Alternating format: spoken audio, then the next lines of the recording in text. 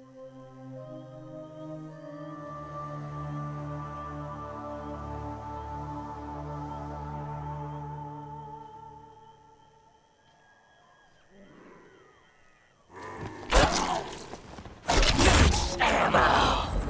Yeah, that's right.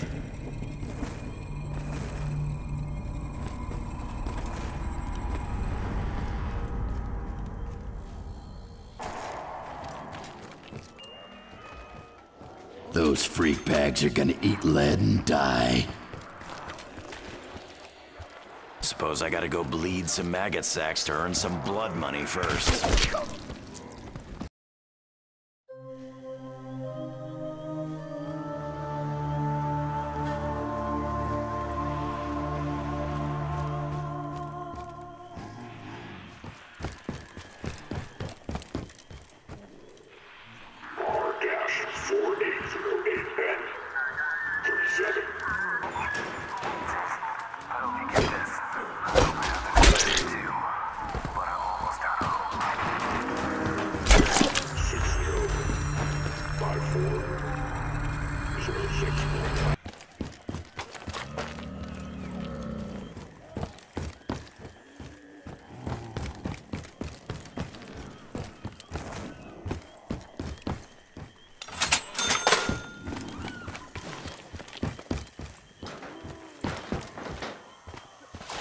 I think the Red Menace would be interested in this space rock.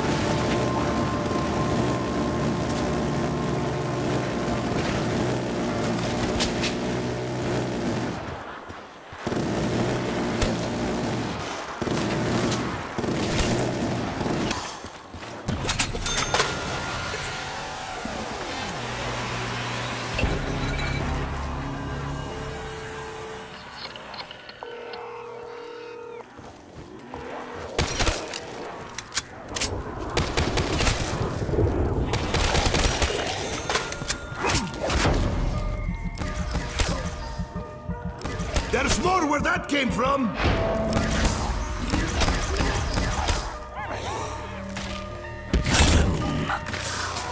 Keep that fire away from my vodka!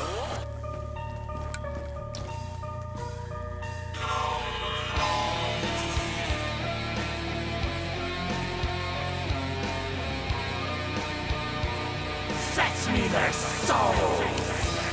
I hear some angry fucking dogs!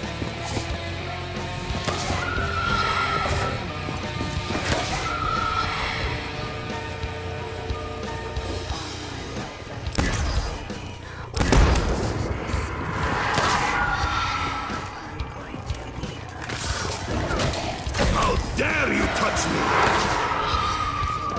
Fear me, hellhounds! You made me drop my vodka! You will die!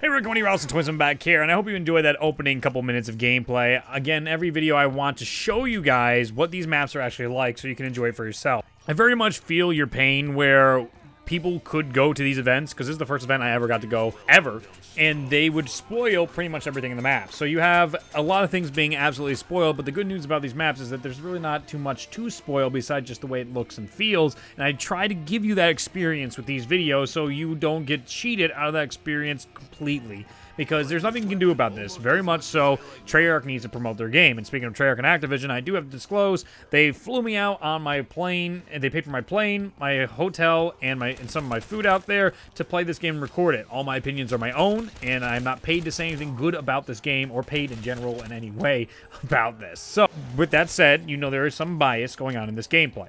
So let's talk about Numa, and what a gorgeous map it is. Just like some of the other maps, the thing that happens with Shino is it surprised me. This was the map I was talking about earlier about the lighting. This is where Numa is set apart from, I think, mostly all the other maps. Numa is such an incredible take on what they actually wanted to do in Black Ops 1. So in Black Ops 1, the coloring to me looked pasty, and I very much did not like the art direction of the original cartoon-looking Black Ops 1 maps. Now in this, you actually see that color palette look very, very good, because what they did is they still have that realism of the world, but they really get to saturate those greens and the browns and the forest atmosphere, and it's a really good glow to everything.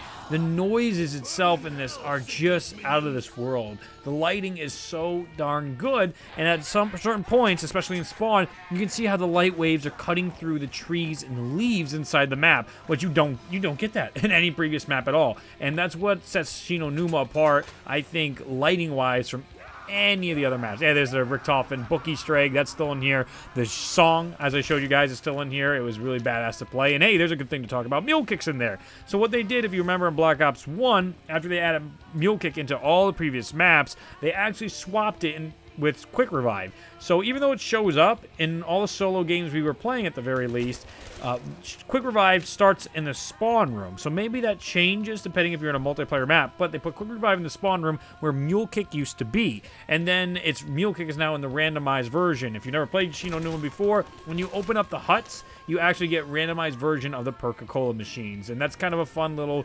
gimmick of the map. Again, in the past, there were so many gimmicks of these maps. That's really why you got to enjoy them, because it was like, oh, you know, there's that one map that has this thing. I never got to experience that. And again, that's why I think Infinite Warfare Zombies comes short, because even with their gimmicks like, hey, I can play Kung Fu on this map, or I can do this thing, it all seems to blend together. And Treyarch sometimes, them too, they get in trouble with blending all these things together for a map where, I think Revelations is a good example, where you get all these things where it's like, I've already seen this before. Like, this isn't, what is the gimmick of this map? What's that special feature that makes me go, oh, I want to play this map because this gun is on this map, because this feature's on this map. And like, Go Rock Krovi's a good example of the Dragon Flamethrower. That's a really, really cool feature on the map. But then you get into Revelation, just like, well, it's taking the best bits of all the other maps and cramming it together. That doesn't really interest me as much. Now, there were some things on Shangri-La I did want to point out in my previous video, but I was so tired after my stream, which I have to thank you so much. And last night, I had my birthday stream, and tonight I'll be streaming some more, I think, Numa gameplay tonight with some friends, so that'll be really exciting. But I did not like the jumpiness of the slide. Hopefully that was fixed, because when we were going down the slide, you get this really weird sound that was like all the way down, which isn't a good experience at all. And then some people are pointing out the water in Spawn when they're like, I hate how that obstructs your view. I very much like that, because that gets back into the whole idea of just like, if water's getting in your eyes, you can't see. So simply, that's just another aspect of the game to be aware of, like, don't walk into that. Or it gives you that sense of realism in a completely fantasy, ridiculous world. This is a much better way to approach it, when you can have little bits of realism to immerse you in these environments instead of just being this omnipotent killing machine. Just some food for thought in that sense.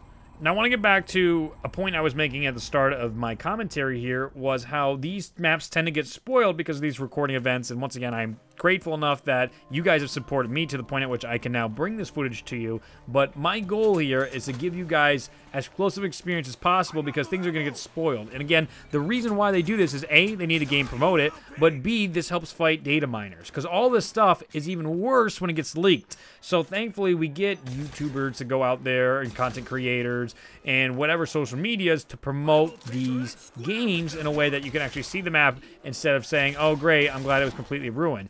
All of the content creators agreed how much better it would have been if DLC 5 was not leaked. Think about what it would have been like if we all start tweeting out those images that we only got that day. If we didn't know ourselves, it would have added so much to the experience of enjoying these maps and really being surprised by this great love letter to the game.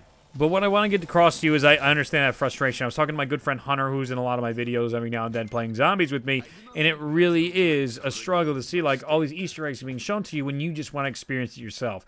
I totally get that. I remember being on the sideline for a lot of the earlier maps and being so frustrated seeing people have tutorials and guides up on stuff before the map even releases, and you're just dumbstruck by like, wow, what is there to experience?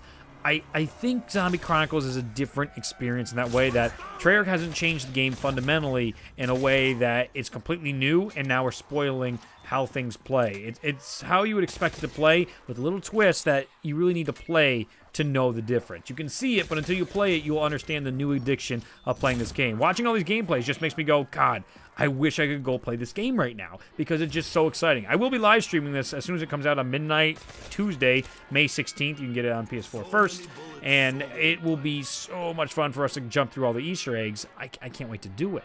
There is a minority of people also pointing out to me that they wish they did more to change the storyline and change the maps entirely, and that it's just an awful cash grab reskin.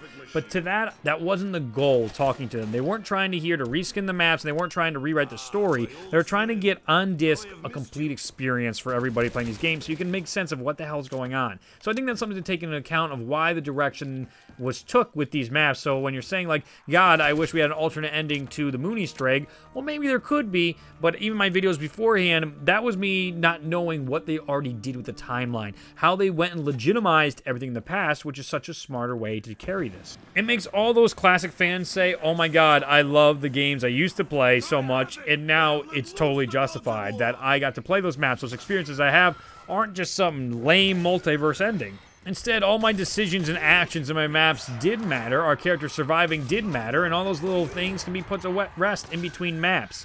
That's great news. I'm very much looking forward to being able to go and say, guess what? We can move forward with this. We are now able to go, hey, I'm going to go think about the future of zombies and what else could be involved. What else might be exciting to be saying, let's make a theory about it. Where could Treyarch take this game? Because they are very much looking to create a very long story. So some of you might be exhausted by it. That's okay. You don't have to stick around forever, and I don't blame you. But it's something to keep in mind that Treyarch's really trying to give us this lore-heavy world that doesn't necessarily have to stop. Maybe a Doctor Who of sorts. And obviously for them, that makes sense financially as well. So I also need to thank every one of you for 140,000 subscribers. I cannot believe the growth lately. It's just been overwhelming, the viewership as well. I really appreciate you guys checking out these videos, and I hope you stick with me through this, even through the hype and everything, because I have a lot of creative videos on the way and a lot of things I want to show you. So hopefully I can continue to entertain you both in this channel, on my other channels, and every other experience that I'm doing here. But I just want to express my gratitude. You guys showing up to streams has been amazing. Last night, I pack-a-punched every single weapon on Ascension in a stream, and your support, not just donation-wise, but just viewership, really meant the world to me. I cannot believe I got over 200 viewers on a live stream by myself. I don't normally get those numbers ever. Maybe if there's a big Easter egg hunt going on and I'm playing with bigger guys, sometimes the numbers get really, really up there. I think the most I've ever had is like a little over 1,000 viewers ever streaming, and that's just crazy to me. So I want to thank you for you giving me the time of your life and your day to watch my videos. And if you don't have the time, that's still fine. I get that. I mean, we're all very busy people. But I want to express my gratitude to every one of you for supporting me during this amazing time in zombies right now, this revival or renaissance of sorts, to celebrate zombies and get excited for World War II zombies and get excited for Treyarch zombies again coming around the corner. So it's a wonderful time to be a part of this community, and I do want to thank everybody who is saying, hey, you know what? You've been a small guy for a long time, but you've been here forever. We're going to give you a shot, and we're going to watch some of your videos and give you some feedback. I love the conversations we're having, and it really makes a world of difference to me. It means the world to me. So thank you guys so much for watching. I hope you did enjoy this gameplay commentary of Shino Numa. As you know, the sounds sound like Zetsubo no Shima. It's weird how Shang, Zetsubo, and Shino Numa all seem to be interconnected in some way. They're trying to express that these maps are interconnected in the way that they have their jungle growth and whatnot.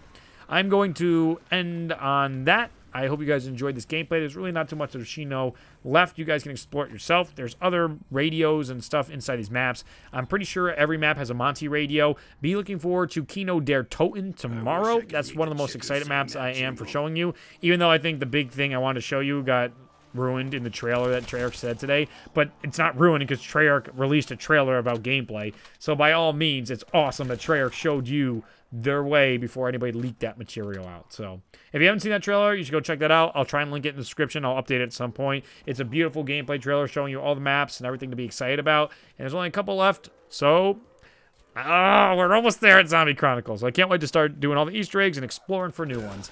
Thank you for watching. Subscribe for all your Call of Duty Zombie Chronicle content, any more news and information. I'm RonAlson27. I hope you enjoyed the video. Leave a rating if you did enjoy, and I have much more coming for you. I will see you in the next one. Bye. Hey you. Do you want something cool? I got posters. You see these Gobblegum posters? Ooh! There's all kinds of special packs you can get on radcompany.org. These posters are 12 by 18 inches and they're made on this beautiful stock. We don't roll our posters. And they're only about $5 a piece for the posters when you get them in our bundle packs. So get them while they last. This is only a 2-week period. And look at how gorgeous they are. God, I love them. I know they're my designs and all that stuff. And I work with very, very talented artists, which you can check out on the artist page on radcompany.org. But if you have some disposable income and you're like, I need some badass posters to celebrate Zombie Chronicles, or my walls just look really, really lame in college, and I want to be prepared next semester whenever the heck that happens. And we also have our Beautiful Before Death series. If you notice here, like, is that the outline of Richtofen on Doris on Gorod Krovi? Is that Nikolai on Gorod Krovi? She was taken from us. Ooh, how about some For Honor with Takio and his beautiful katana, the sacrifice he had to make, or Dempsey looking at himself inside the cryo chamber. All really cool perks and posters. You can put them on your walls. These might come back at some point, but not during this sale. I don't know if they'll ever come back. We'll try and work that out. But for right now, these are available, plus our absolutely wonderful Gobblegum designs. So if you really want them, check them out at radcompany.org. It helps support the company and the channel and the videos. And if not, no worries, it's totally okay. You never ever have to buy these posters on my channel. It's just a way to support me, and then I get to give you an awesome product in exchange. I hope you absolutely enjoyed my videos and this presentation of Zombie Chronicles I was able to bring you thanks to Treyarch and Activision. Once again, thank you for watching. Subscribe for all of your coverage of Zombie Chronicles, zombie news, entertainment, and video games. I'm RadAwesome27, and I will see you in the next video. Bye.